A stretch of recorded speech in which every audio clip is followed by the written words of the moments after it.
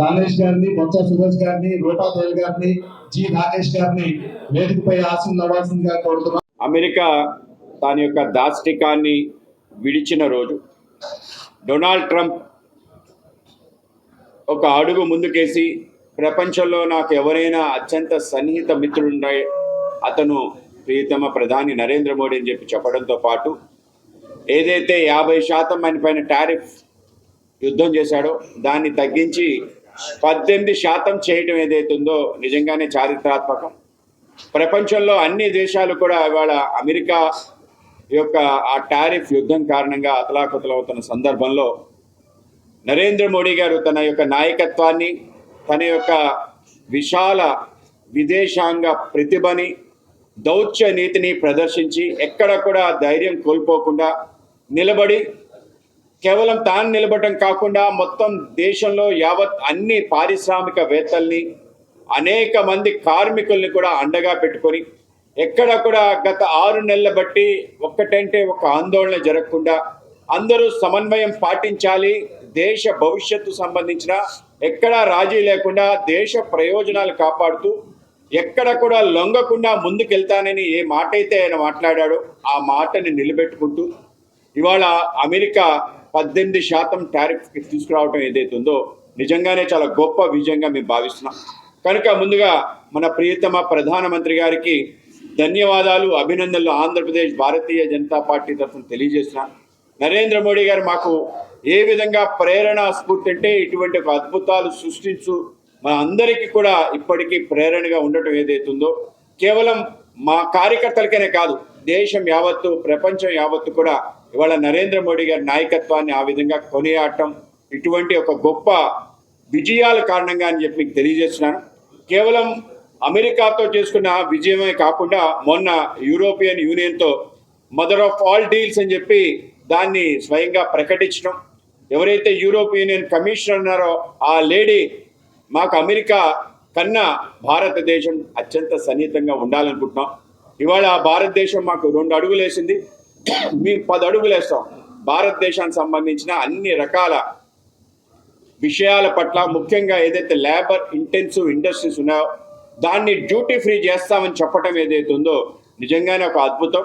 ఆ విధంగా దేశంలోని మిడిల్ క్లాస్ అంటే ఎవరైతే పేదరికాన్ని అనుభవిస్తున్నారో వాళ్ళందరూ కూడా మిడిల్ క్లాస్గా మార్చే ఒక గొప్ప అవకాశం 25 కోట్ల మందిపై ప్రభావం చూపించే యూరోపియన్ యూనియన్ డీల్ ఏదైతే ఉందో నిజంగానే చారిత్రాత్మకం. ఆ యూరోపియన్ యూనియన్ డీల్ 10 రోజులు కాకముందే ఇవాళ అమెరికాతో చేసుకున్న ఏదైతే డీల్ ఉందో ఇవాళ డొనాల్డ్ ట్రంప్ ఏదైతే ఇవాళ ఉదయాన్నే ఆయన ట్వీట్ చేసి ఆ స్వాగతం పలకటం, దాని తర్వాత భారతదేశం కూడా దానికి స్వాగతం పలకటం ఏదైతుందో నిజంగానే ఒక గొప్ప విజయంగా మేము భావిస్తున్నాం. ఆ విధంగా దేశ ప్రయోజనాలు కాపాడటమే పరమావధిగా పనిచేసే నాయకులు ఉంటే తప్పనిసరిగా ఇటువంటి విజయాలు సాధిస్తాం. కనుక ఆ యొక్క విజయానికి సంబంధించి దేశంలో ఉండే అన్ని రకాల పరిశ్రమలు, ముఖ్యంగా ఆంధ్రప్రదేశ్ సంబంధించిన ఏదైతే ఎక్కువ రైతులు ఉన్నారో, ఎక్కువ ఇండస్ట్రీ ఉందో అతలాకుతలం సందర్భంలో యూరోపియన్ యూనియన్ అగ్రిమెంట్ వాళ్ళందరి యొక్క ఆశలు చిగురించాయి, కొత్త మార్కెట్లు వెతుక్కోవడానికి దోహదపడింది. ఇంకో పక్క వాళ్ళ అమెరికాతో ఏదైతే డీల్ టారిఫ్ తగ్గించడం ఏదైతుందో దాని కారణంగా వాళ్ళందరికీ పెద్ద ఊరటగా మేము భావిస్తున్నాం. కేవలం ఆక్వా కల్చర్ కాదు, విశాఖపట్నంలో ఉన్న బ్యాంట్రిక్స్ కంపెనీ, ఆ కంపెనీకి సంబంధించి సుమారు 60,000 మంది మహిళలు దాంతో ముడిపడి ఉన్నారు. వాళ్ళ ఉద్యోగాలన్నీ కూడా ఇవాళ త్రిశంకు స్వర్గంలో ఉన్న నేపథ్యంలో మొన్న యూరోపియన్ యూనియన్ డీల్ కానీ ఇవాళ అమెరికా సంబంధించిన డీల్ కారణంగా వాళ్ళందరిలో కూడా కొత్త ఆశలు, అలాగే వాళ్ళందరికీ కూడా పెద్ద ఊరట. కేవలం ఆంధ్రప్రదేశ్ అని కాదు, దేశ యావత్తు కూడా సంబరాలు చేసుకున్న సందర్భంగా మేము భావిస్తున్నాం. ఆ విధంగానే మొన్న ప్రవేశపెట్టిన యూనియన్ బడ్జెట్ ఏదైతుందో దాంట్లో కూడా అనేక రకాల చారిత్రాత్మక నిర్ణయాలతో పాటు భారతదేశం యొక్క దిశ, అత్యంత కష్టమైన పరిస్థితిలో దేశం ఉంది.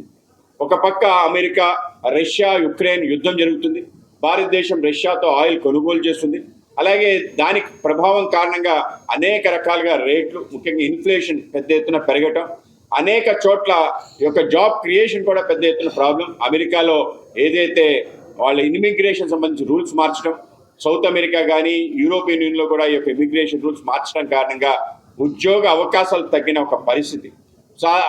ఒక పక్క ఉద్యోగ అవకాశాలు, ఇంకో పక్క ఉపాధి సంబంధించిన అంశాలు కూడా డోలాయమాన పరిస్థితుల్లో ఉంటాం. ప్రపంచ వ్యాప్తంగా రెసిషన్ నడుస్తున్న సందర్భంలో ఈ యొక్క బడ్జెట్ని, అలాగే స్థిరంగా 7% వృద్ధి రేటుని అవలంబిస్తూ ముందుకు తీసుకెళ్ళటం ఏదైతుందో ఇది కూడా ఒక చారిత్రాత్మక అంశం. ఆ విధంగా ఇవాళ మన యొక్క గ్రోత్ రేటు 7% ఉంచటం, ఇన్ఫ్లేషన్ని నియంత్రణలో ఉంచడం, ఫిజికల్ డెఫిసిట్ ఏదైతే ఉందో ఆర్థిక క్రమశిక్షణ ఏదైతుందో దాన్ని కూడా నియంత్రించి ముందుకు తీసుకెళ్ళటం, అలాగే దేశం యావత్తు కూడా అప్పుల పైన కాకుండా ఏదైతే మన ఇన్కమ్ ఉందో దానిపైన ఆలోచన చేస్తూ దేశం వెళ్తూ ఎప్పుడు లేని విధంగా 2014కి 64% మనకు 100 రూపాయల్లో మనం అప్పుల పైన ఆధారపడే ఉండే దేశం ఇవాళ 50% తీసుకురావటం ఏదైతుందో 14% అప్పుల భారం తగ్గించడం ఏదైతుందో నిజంగానే గొప్ప విషయం. ఆ విధంగా దేశాన్ని సరైన దిశగా తీసుకెళ్తూ 9వ ఇవాళ నిర్మలా సీతారామన్ యొక్క మహిళ తన బడ్జెట్ని ప్రవేశపెట్టి అనేక రకాల విషయాల్ని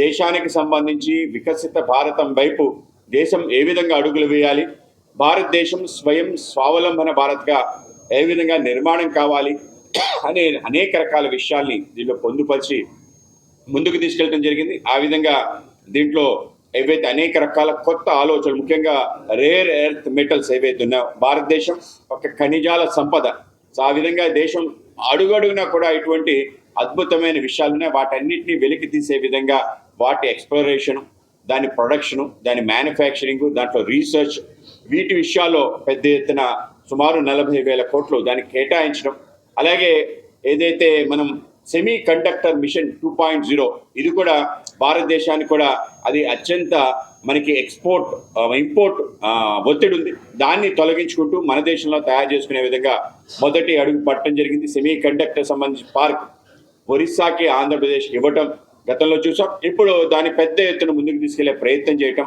దేశంలోనే దానికి సంబంధించిన ముడి సరుకులన్నీ తయారు చేసుకోవటం, దానికి సంబంధించిన పరిశ్రమలు పెట్టి ఆ విధంగా సెమీ కండక్టర్ మిషన్ ఏదైతే 2.0 ఉందో అది కూడా అత్యంత చారిత్రాత్మక అంశంగా మేము భావిస్తున్నాం. దీంతో పాటు అనేక రకాల కీలక అంశాలు కూడా చోటు చేసుకునే, ముఖ్యంగా బయో ఫార్మా సంబంధించిన ఆలోచన ఇది కూడా చారిత్రాత్మకం. అలాగే ఇన్ఫ్రాస్ట్రక్చర్ సంబంధించి గతంలో చేయడం జరిగింది, దానికి పెద్ద ఎత్తున ఊతం ఇచ్చే విధంగా క్యాపిటల్ ఎక్స్పెండిచర్కి 12 లక్షల కోట్లు కేటాయించడం ఏదైతుందో గతంలో కన్నా అధికం. ఇంతకుముందు 10 లక్షల కోట్లు కేటాయిస్తేనే చాలా పెద్ద విషయం అనుకున్నాం. ఇవాళ 12,41,000 క్యాపిటల్ ఎక్స్పెండిచర్కి, ఇన్ఫ్రాస్ట్రక్చర్కి, గతిశక్తిపై కేటాయించడం, ఇవన్నీ కూడా చాలా దేశానికి త్వరితగతిన ఏదైతే మన లక్ష్యం ఉందో ప్రపంచంలో అగ్రగామి దేశంగా నెంబర్ 1 ఎకానమీగా మారడానికి ఇవన్నీ కూడా వెసులుబాటు కలిగిస్తాయి. ఆ విధంగా ఒక దిశ కలిగి ప్రపంచ యావత్తు కూడా భారతదేశం ఈ దిశగా వెళ్తుందని వాళ్ళు కూడా అనుకరించే విధంగా ఇవాళ దేశం యొక్క బడ్జెట్ ప్రవేశపెట్టడం ఏదైతుందో అన్ని వర్గాల ప్రజలు కూడా దీన్ని స్వాగతిస్తున్నారు. మిడిల్ క్లాస్ కానీ, అప్పర్ మిడిల్ క్లాస్ కానీ, ధనిక వర్గాలు కానీ, పేద వర్గాలు కానీ అందరికీ కూడా ఆలోచన చేసిన ఒక సమగ్ర బడ్జెట్గా దీన్ని కొనియాడుతున్నారు. ఇదే సమయంలో బడ్జెట్కి అంటే ముఖ్యంగా వైకాపా సంబంధించిన నాయకుల విమర్శ ఏంటంటే ఆంధ్రప్రదేశ్కి ఏమీ వనగొరలేదని చెప్పి ఒక మాట వాళ్ళ యొక్క పార్లమెంట్ సంబంధించిన మా ఎంపీలు మాట్లాడటం ఏదైతుందో వాళ్ళు దిగజారుతనానికి, వాళ్ళ అజ్ఞానానికి పరాకాష్ఠగా మేము భావిస్తాం. నిన్న మా పార్లమెంటేరియన్స్ అనేక విషయాలు చెప్పడం జరిగింది. అలాగే ఈరోజు ప్రత్యేకంగా ఆంధ్రప్రదేశ్పై ఏదైతే కేంద్ర బడ్జెట్లో ఫోకస్ చేసి దాని కారణంగా మన ప్రాంతానికి వనగూరే అద్భుతాలు ఏవైతున్నాయో వాటన్నిటిని కూడా మీకు పవర్ పాయింట్ రూపంలో మీ ముందు ప్రజెంట్ చేసే ప్రయత్నం చేస్తాను.